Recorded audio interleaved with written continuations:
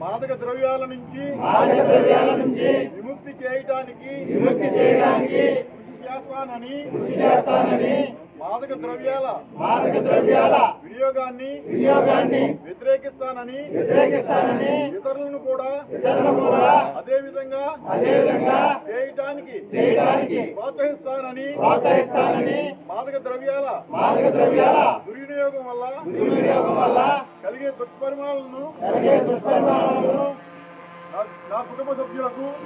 సభ్యులకు స్నేహితులకు మరియు సమాజానికి తెలియజేస్తానని ఈ ఉద్యమంలో చురుకుగా పాల్గొంటానని మాదక ద్రవ్య రహిత భారతావని నిర్మాణానికి కృషి చేస్తానని నేను ప్రతిజ్ఞ చేస్తున్నాను.